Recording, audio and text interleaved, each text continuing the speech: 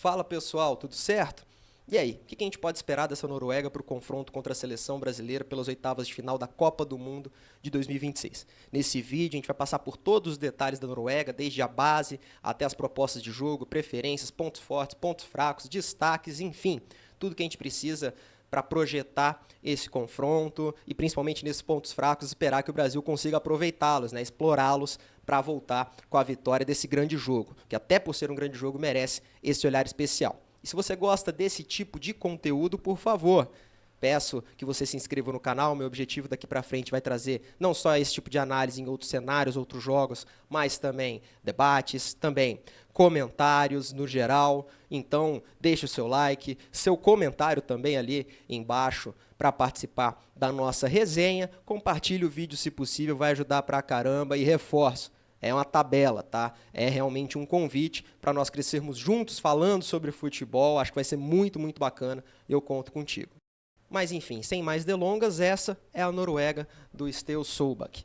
Ele manda a campo Nyland no gol, Ryerson pela lateral direita, com Airi Heggen fazendo dupla de zaga, Wolf lateral esquerdo, Berg bem à frente deles, já começando a trinca de meio-campistas desse 4-3-3, como um primeiro volante clássico. Aqui temos Osnes e Odegaard, duas peças de muita variedade, muita troca de posição, muita ocupação de espaço, cada um pelo seu motivo e ao seu estilo, até que podem trocar bastante aqui, sobretudo fase defensiva, a gente vê bastante o Odegaard aqui pela direita, mas tem um motivo para eu deixar por enquanto o Osnes por aqui, esse segundo volante por aqui, e aí o 10, o craque do time, o grande maestro, mais da esquerda para o centro, agora sim. Mas em meio a essas trocas aqui, essa flexibilidade, versatilidade, o ataque, esse tridente, ele é mais estável. Tem Nusa pela esquerda, Haaland centralizado, é claro, e o Sorloth pela direita, fechando essa trinca ofensiva. Como eu disse, esse é o time base porque a Noruega tem um desfalque grave já, que numa tacada só acaba tendo que trocar duas peças, assim,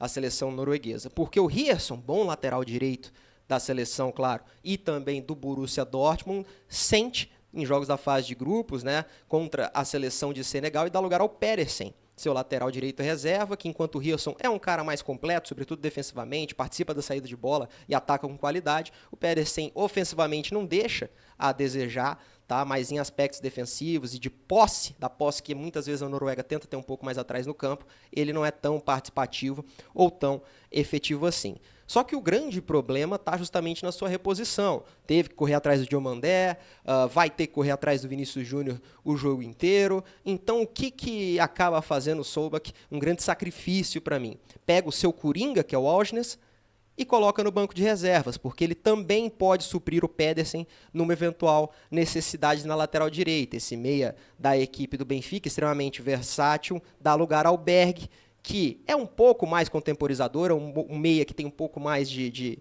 cadência, pode ajudar um pouco mais no controle de posse de bola, que não é o forte desse time, mas ocorre estrategicamente, e vai se desenvolvendo, vai aparecendo cada vez mais na ocupação de espaço, sobretudo do meio para frente, que é um dos pulos do gato dessa seleção norueguesa.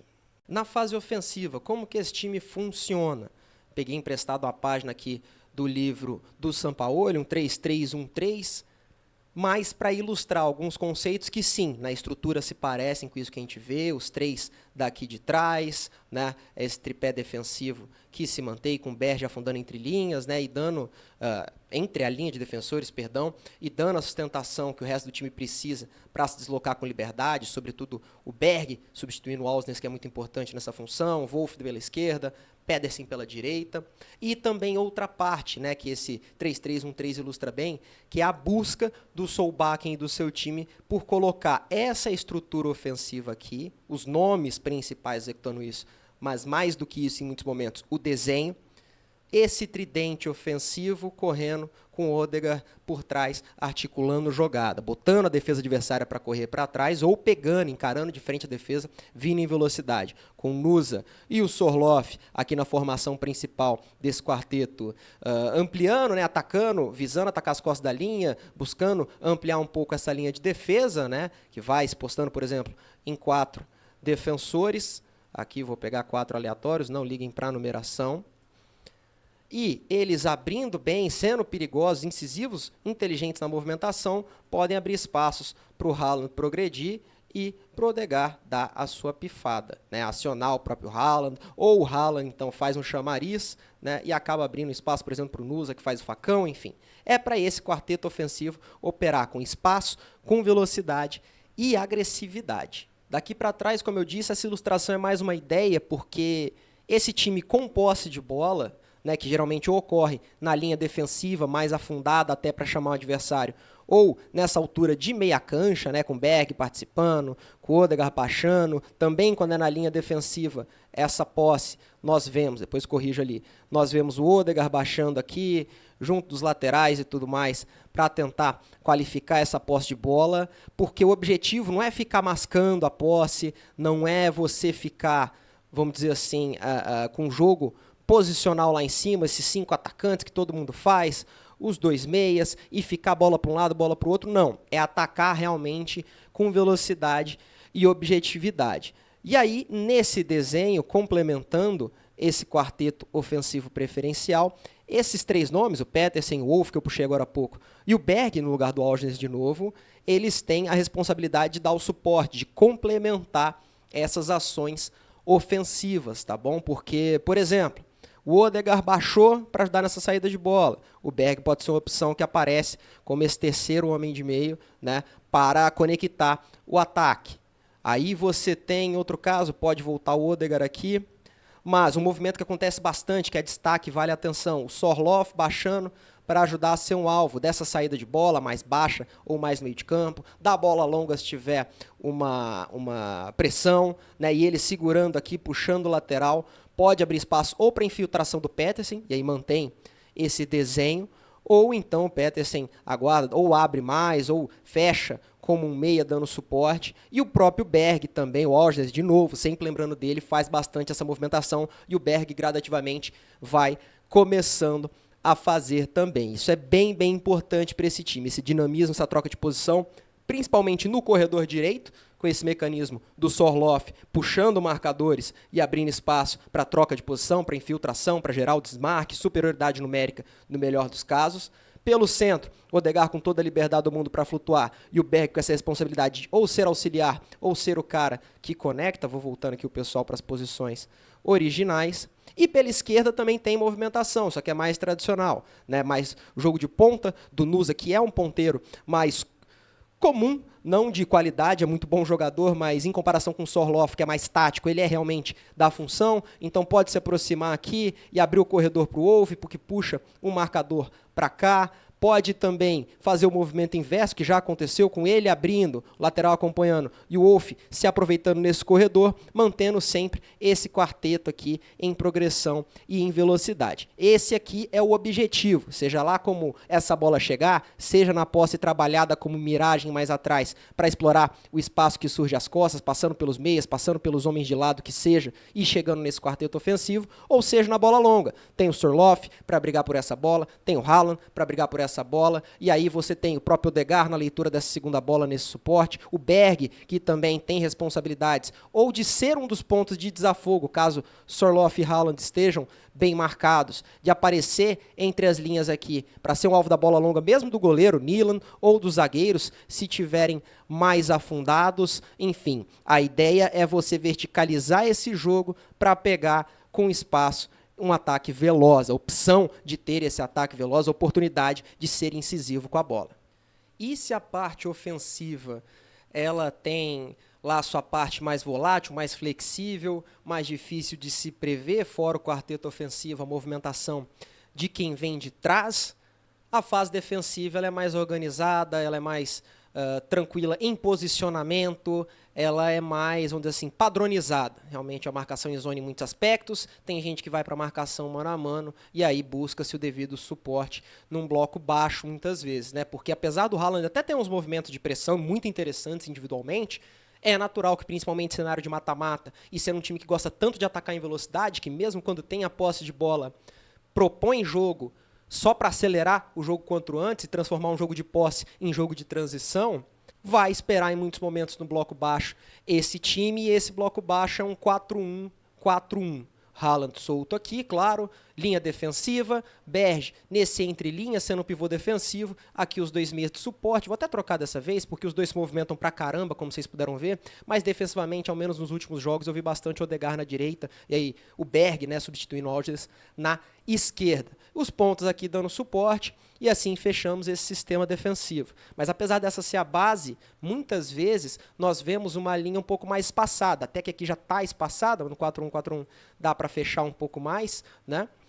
Mas muitas vezes o Berg dá esse passo à frente e vira um 4-5-1 mesmo, para justamente dar mais amplitude para essa linha, né? Preencher esses canais entre zagueiros e meias, e você também ter o suporte à marcação dos laterais, não só dos pontas, como o Sorloth e o Nusa, mais espaçados, mais colados à linha, mas também mesmo desses meias aqui, né, tendo mais possibilidade de dar o suporte, não estando tão preso na faixa central, mas ainda assim num bom tom ali, num bom equilíbrio entre preencher meio e poder, com poucos passos, dar o suporte defensivo necessário. E por que esse espaçamento e suporte é importante, claro, para todo mundo, né, principalmente a ajuda das linhas mais ofensivas, mas especificamente para a equipe norueguesa. Porque os laterais, aí já falando da linha de defensores, eles têm uma ordem clara, por mais que o restante do movimento seja em bloco. Quando essa bola escapa pela direita, geralmente, claro, com ponta, mas pode ser um lateral fazendo ultrapassagem, não precisa ser um mano a mano, campo todo, que ele vai ignorar a peça mais ofensiva de beirada. Quando tem esse movimento mais perigoso por aqui, mais agudo, vamos dizer assim, você vê o lateral saltando para cá. O lateral vindo à caça mesmo, transformando no mano a mano. E ao invés de eu ver um balanço defensivo, a defesa baixa, aí entra alguém aqui, o ala volta, um meia ajuda, não.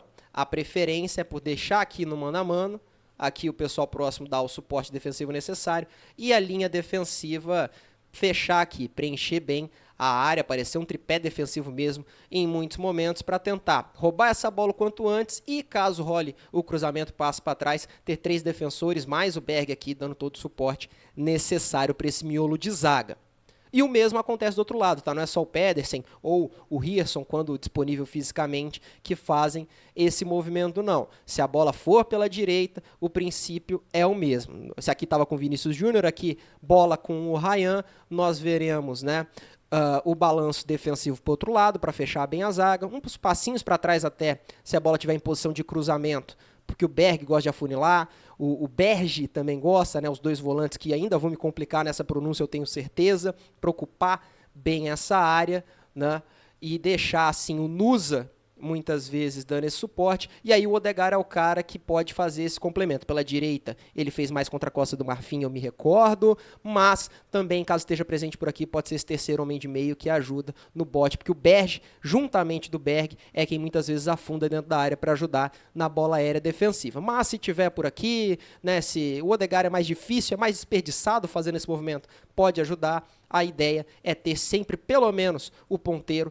mas também esse meia central, que não está tão centralizado mais assim, ajudando a ocupar esse corredor e complicar a vida das subidas pela beirada do adversário. Vamos lá então, já com a seleção brasileira em campo. Única mudança mais brusca, mais considerável que eu imagino seja o Danilo Santos na vaga do Paquetá, lesionado. Até tem outra opção que está sendo cogitada, que eu vou abordar e que eu acho que pode ser um as na manga. Mas acho que de início, para sair jogando, manter a linha de 3 meio-campistas, vem Danilo, Bruno Guimarães, Casemiro, o resto do time se mantém a mesma coisa. E vamos aqui ver como esse jogo do Brasil pode se encaixar, como o Brasil pode encontrar pontos fracos nesse sistema defensivo e se aproveitar. Porque, para mim, o principal ponto fraco que essa seleção norueguesa exibe é justamente esse ir à caça dos laterais e a falta de cobertura, ou cobertura mal feita, mais fraca do que poderia ser, desse espaço aqui, ó, que fica entre o lateral e o nosso estimado zagueiro. No caso, pela direita, repetindo, reforçando, se o Wolf sobe, também fica espaço entre ele e o Heggen, já que a defesa não desce muito, né? Só fecha aqui os 3 defensores dentro da área. É claro que, como a gente vinha mencionando e como dá para ver no desenho, o Odegaard aparece por aqui, o Sorloth pode dar um suporte, mas ainda assim está longe de ser a resposta definitiva. Até o Iraque, e do Iraque até o jogo contra a Costa do Marfim, todos os adversários, seja pela esquerda ou pela direita, se aproveitaram desse mecanismo em algum momento para balançar o barbante, para fazer o gol contra a equipe da Noruega. Então, para mim, é um movimento que o Brasil tem que prestar atenção, sim. O Vini, naturalmente, já atrai muita marcação. Não só o Pedersen deve vir aqui sofrer bastante na mão dele, como vem esse suporte que a gente vem desenhando, minimamente ocupando mal aqui. Mas a gente precisa de um suporte que geralmente, e no caso dessas outras seleções que encararam a Noruega, vem dos laterais com potencial ofensivo. No caso aqui o Douglas Santos, em tese, né, seria, e o Danilo também nesse mundo das ideias, caso viesse o Wolf aqui à caça e esse mesmo espaço aparecesse por aqui também. Mas, como você notou pelos nomes que eu mencionei, não são laterais dessa característica. Uma vez da vida, outra na morte, fazem ultrapassagem, podem se projetar por aqui, enfim, fazer uma jogada com os ponteiros, mas não é do feitio deles. Então eu acredito que essa missão vai ficar mais para os meio-campistas, Bruno Guimarães e, no caso aqui, na vez, o Douglas Santos. Porque, de fato, Danilo Santos, né? O Douglas Santos, lateral, vai ficar aqui no suporte. Porque o Bruno Guimarães é muito importante circulando bola aqui, por isso, no mundo ideal também não seria a minha ideia. Ele está voando na Copa do Mundo, fazendo essa bola rodar, e em muitos momentos, quando a bola tivesse mais à esquerda, beleza, ele podia baixar pelo meio. Cadê a bola aqui no Vinícius? Ele podia baixar aqui no meio para ajudar nessa inversão, para pegar o jogo de frente, mas com a bola na direita, onde ele também seria útil na faixa mais central, o ideal seria tê-lo aqui. Por característica e desempenho eu estou lamentando, mas ele costuma fazer ultrapassagens nesse corredor, ele costuma participar do jogo por aqui, invadir a área pela direita, diversos amistosos me recordo dele, ou fazendo gol, dando assistência, invadindo aqui, tocando para dentro ou batendo. O gol que o Vinícius Júnior fecha no segundo pau, faz de cabeça contra a seleção escocesa, é um passe que sai dessa região do Bruno Guimarães, ou seja, não é estranho, é isso aqui.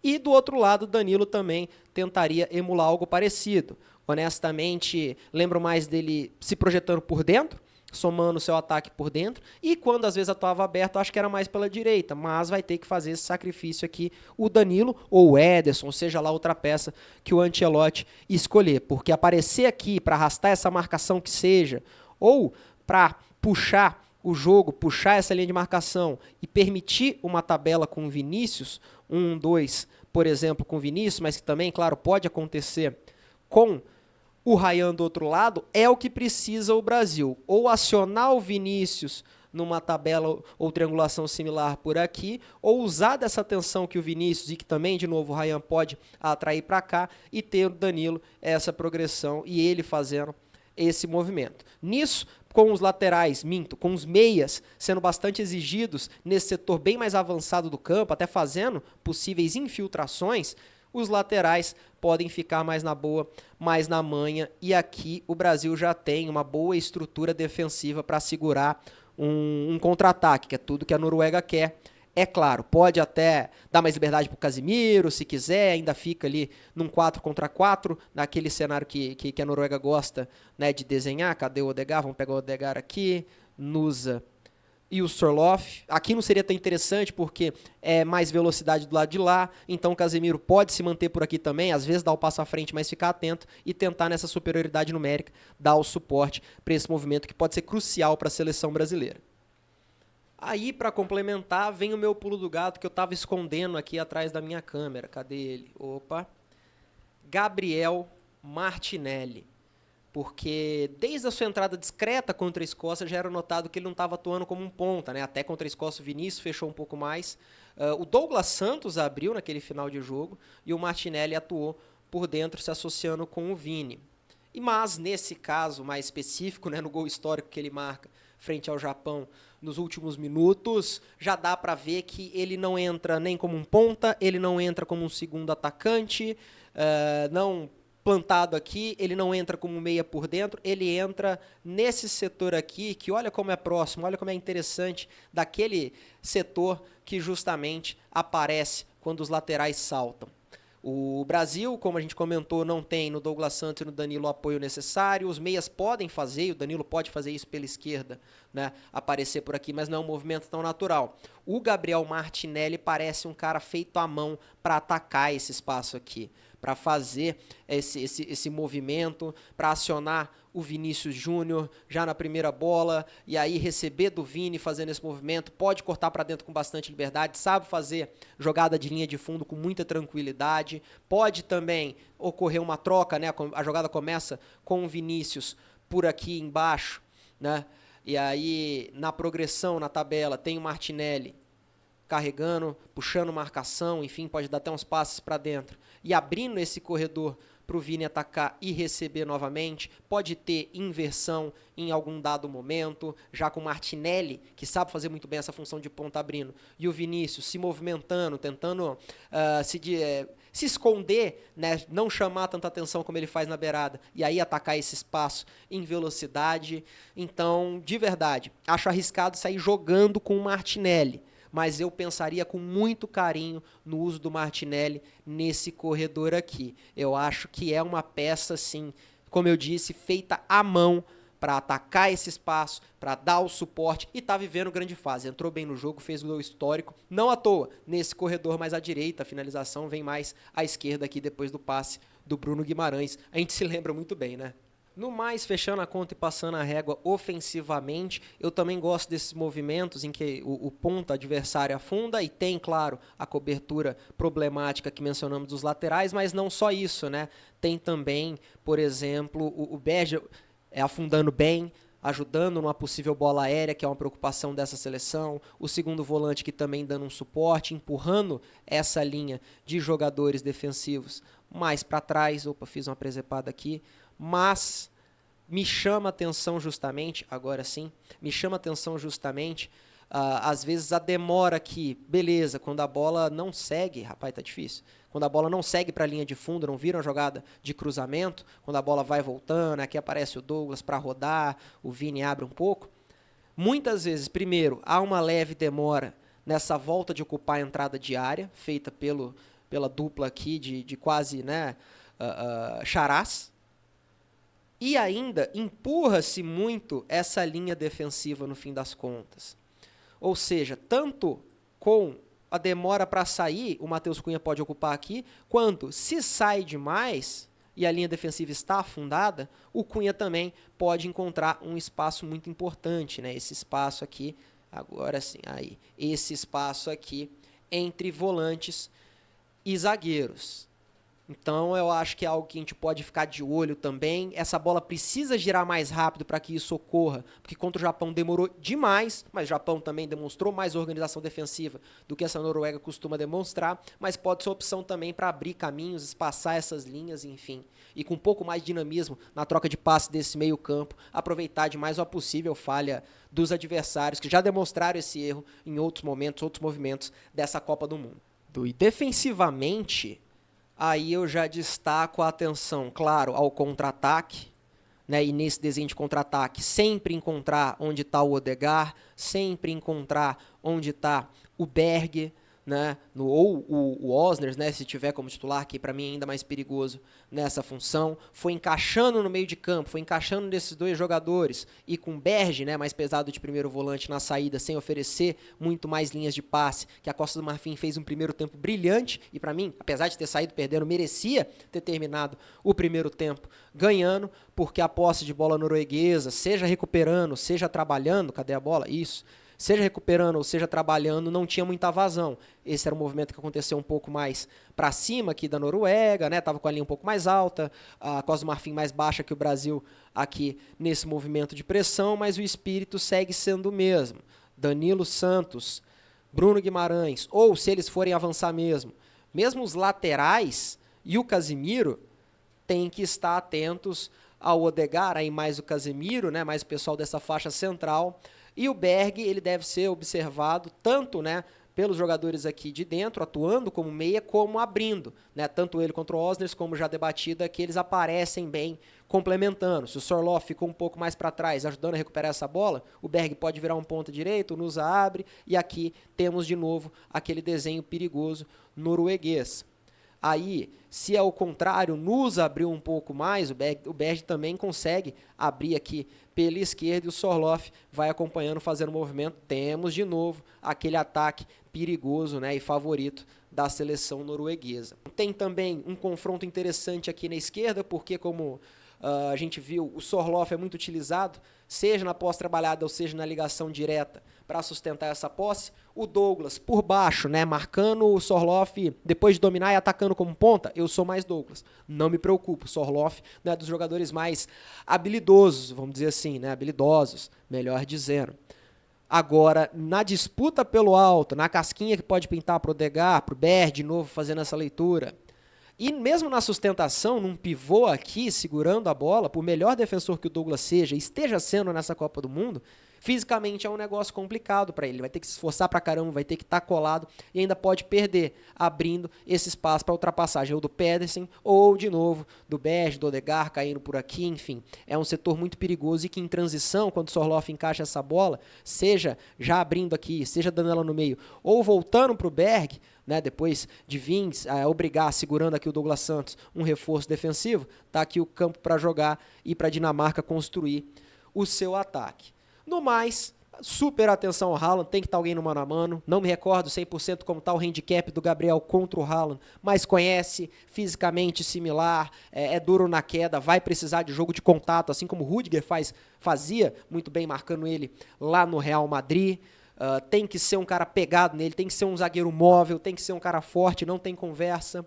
Vamos ver como o Casemiro, né, que se redimiu com gol, mas vem de uma Copa abaixo, vai fazer para acompanhar o Odegaard, para ler as subidas do Berg, para oferecer um suporte, quem sabe ao Douglas Santos, quem sabe ele vem para cá, é muito campo para ele correr, mas fisicamente faz mais sentido, né? E aí alguém ficar de olho no Haaland e um lateral fechar no Odegaard, enfim, tem que se atentar demais a essa transição, sabe o desenho que vai vir, sabe que vai, mesmo com o Berg aberto ou por dentro, com o Odegaard aqui ou flutuando, seja o Sorloth, seja o Pedersen depois de uma saída de bola, o desenho segue. Esse encaixe do Brasil encarando de frente essa defesa, ele tem que acontecer, tem que ter superioridade numérica, tem que ter organização. Então é isso, pessoal. Muito obrigado pela companhia até aqui, você conferiu. Se curtiu o trabalho, essa análise robusta, deixa o seu like, seu comentário, compartilha.